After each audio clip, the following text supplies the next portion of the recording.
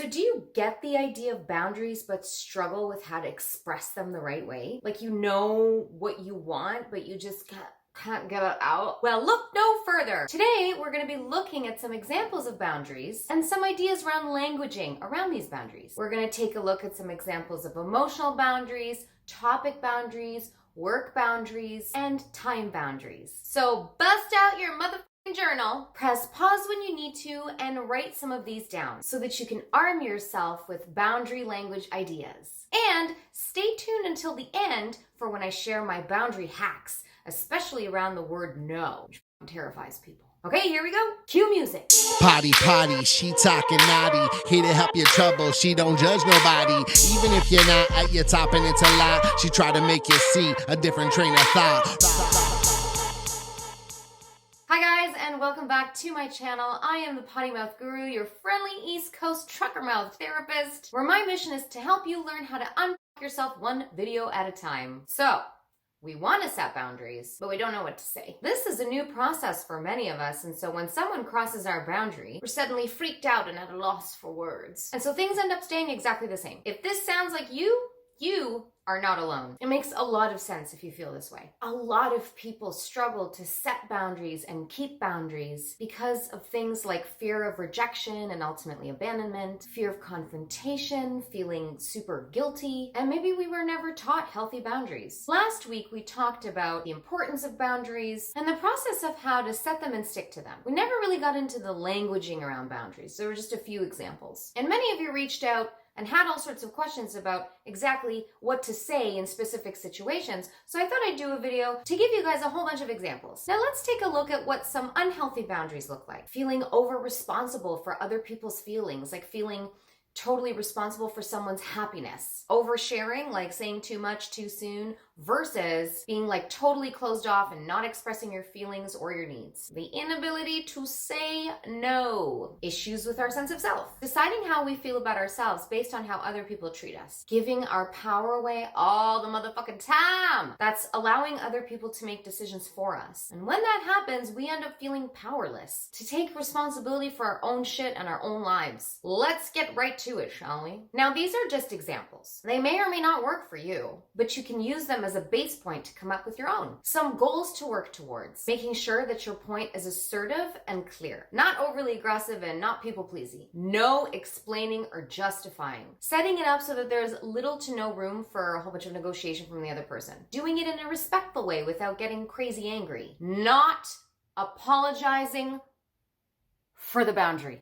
Say it with me, everybody. I am not responsible for another person's reaction to my boundary. Number 1, time boundaries. So the key here is to not overcommit and don't commit to shit you don't want to do. When someone's trying to make plans with you and you don't have time or you don't fucking wanna. I'm actually otherwise engaged on Friday night, but thanks so much for thinking of me. When someone's asking for your help, but you don't have time. I can't today, but I have some time on Thursday. When your friend who's like going through a whole bunch of crap calls you in the middle of the fucking night every night, I love you so much and our friendship is really important to me, but calling me at 2 o'clock in the morning on a weeknight is inappropriate, especially when I have to get up super early in the morning. Another option is to not pick up the phone. Turn your phone on silent. Don't text back until you're ready. Some other options around plans or your time in general. I'm not sure what my day is like on Wednesday. If you need to know right now, then why don't we just schedule a time when we both know that we're going to be available during that time. You really want to go to bed at a certain time. You're trying to set up a routine, but your partner isn't necessarily on board with that routine or has a different routine, but you really need to get on that motherfucking routine. I need to be in bed with the lights out at 11:30 p.m. If you want to stay up with the lights on, by all means, it just needs to be in another room. A friend or a family sends a really long message, but you don't have any time to respond, but you read it and they can see you read it. I've read your message and I really want to give it the proper attention that it needs, but I'm super slammed right now. I'll be able to respond by Saturday at the latest. You might be able to respond sooner, but you want to give yourself a buffer time and not set expectations that you won't be able to meet. And maybe you can set an alarm to remind you. A flex with this time boundary thing is just a simple,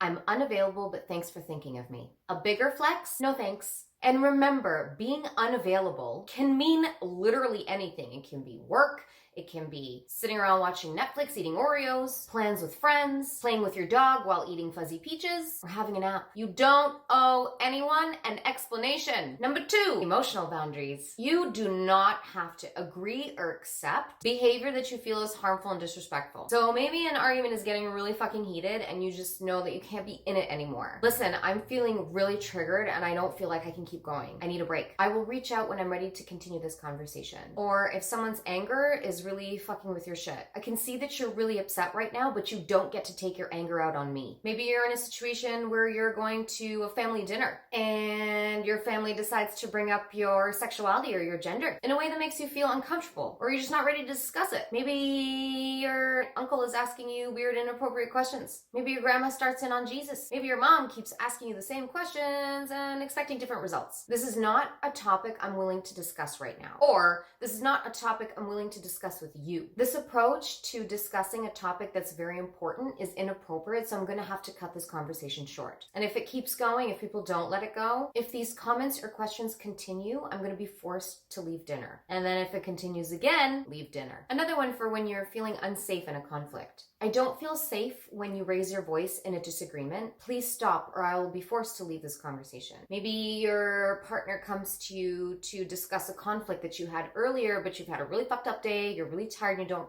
have the bandwidth for it. I don't have the bandwidth to discuss this right now, but it's really important to me. So why don't we book in a time to make sure that I can give it my full attention? Here's a flex when things are fucked up. The way you're speaking to me is inappropriate. Please stop. Big flex if it's like an ongoing issue all the time. If you continue to talk to me this way, even after I've set these boundaries and you keep on crossing them, I'm going to be forced into the position where I have to reevaluate this relationship. Number 3, physical boundaries. If you don't want to be touched, for any reason, by anyone, at any time. Doesn't matter when, who, where, what. You don't have to be touched. That's your right. You don't like it? Fuck it. Same goes about other people talking about your physical appearance. So let's say you're dealing with someone making inappropriate comments to you at your workplace. The over-aggressive way of being like this, which is the fucking knee-jerk. Shut the fuck up, you sexist piece of shit.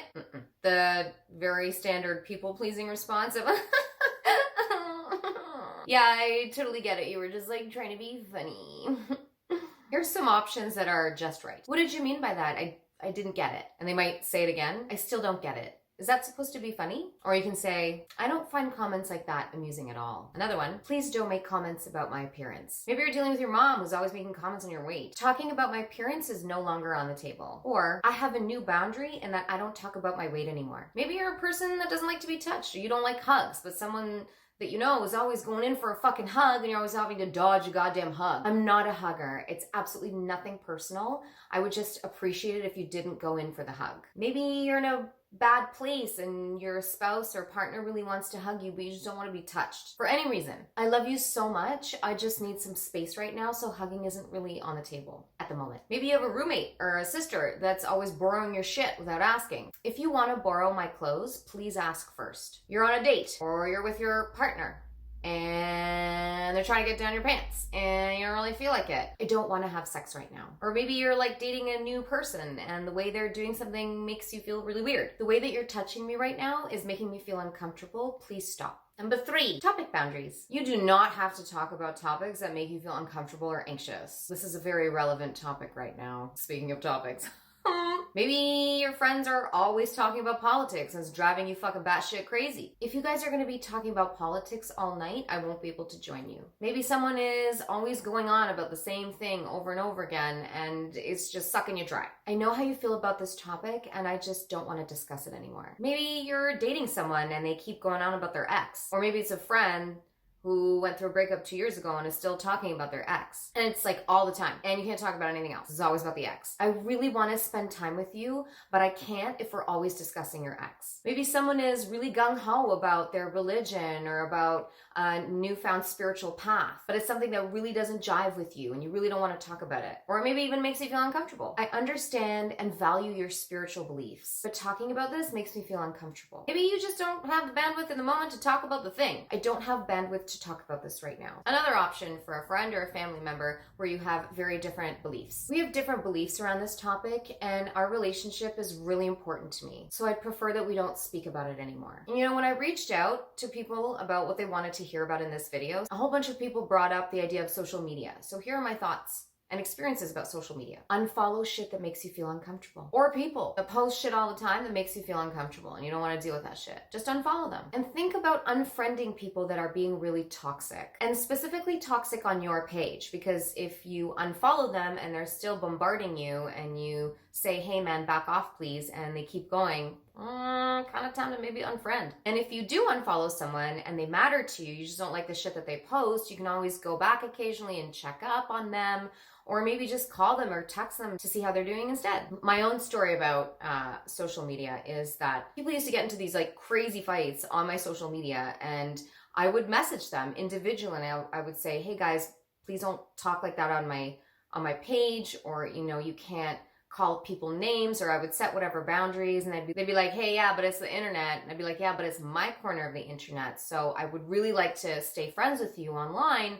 It's just that if these behaviors continue, then I'm not going to be friends with you online. And it's never really an issue. Like, I've never even had to say like, hey, if you keep on going like this, I'm going to unfriend you. Because most people, when they get called out, they're like, all right, fine. Number 4, work boundaries. Especially with the current circumstances that we're in, we need to set the hours that we are available in a way that works for us. And be watchful that we don't take on too much. This is a time that delegating out is good. And if that triggers you, maybe it's also a good time to look at your control issues. Now, work is an arena that boundaries might need some explanation. But the key is to express what your need is and why you need it. Okay, so let's say you have your own business, product, services, whatever, and someone doesn't want to pay your price, your rate. I appreciate that you have a limited budget, but my rate is non-negotiable. Or I can't go any lower at this time. Or maybe there's somebody else who does the same thing who has different rates, and that will work better for you. Good luck.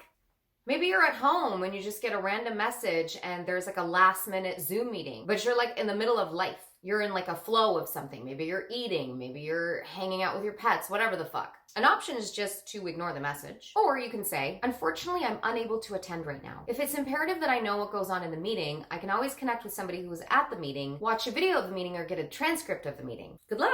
Establish clear work hours. So having an email that goes out to everybody, or text messaging, or in some way you're expressing what your work hours are. So my work hours that are replying to phone calls, emails, and texts are 8:30 a.m. until 6:30 p.m. Anything after that will be responded to the next business day. And you can set that as an auto reply. Like, so after 6:30, you can just say, whatever the fuck, I'll get to you tomorrow. Maybe your boss is like handing you project after project after project, and you're like, fuck man, this is like too much. I can't take this shit on. I can't take on this extra project because my workload is too full right now. Maybe your boss insists that it has to be you that does it. If it's imperative that I'm the one that does this, are you able to provide me with an assistant to help? Or my workload is super full right now, but I'm open to suggestions of how to get this project done. Maybe Marcia can take over this other account. And then that way I can focus on this one. And just remember, utilize the auto reply for your life in work. You have made it to the end. Boundary hacks. Turn off your notifications for your emails and your texts after a certain time, or your work phone if you have that, to avoid temptation to like fucking open them and read them and then get stressed out. Turn off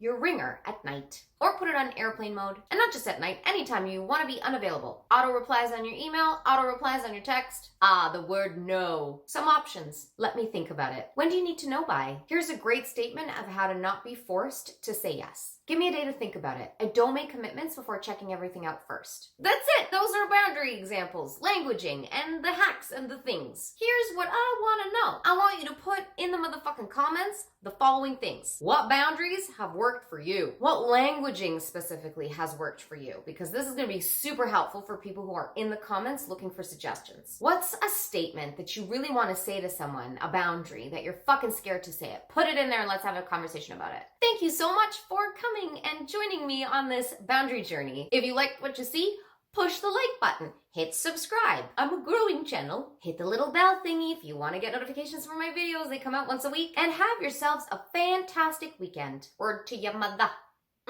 Mwah.